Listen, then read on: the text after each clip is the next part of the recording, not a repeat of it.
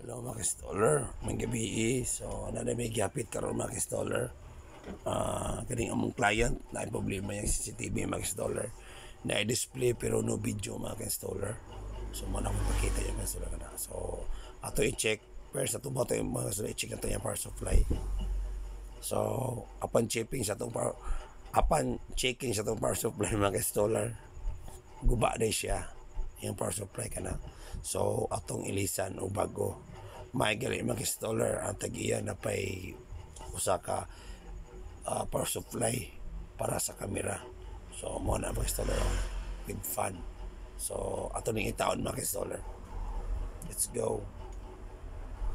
Kung diya mag-installer na taon na ako ang usa ka ang power supply niya nibalik mi mag-installer pagkabuntag kay iyang pailisan ng iyang recorder kay di na daw ma-online. So mo na mong gilisan. So nagdami og bago nga recorder mo na. So baka naman oh grabe ako dyan ang i-picture o klaro dyan. So mo na ang installer atong ilisan. Let's go.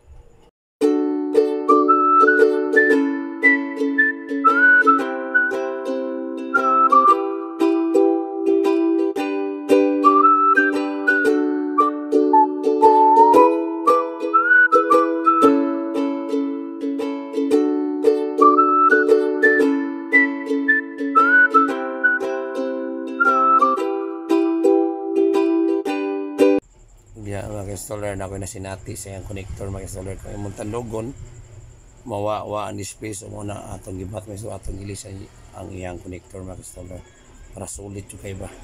So muna mag-installer ko ikaw sa technician dapat yung tarong mo refer para maganahan sa natong client mag-installer.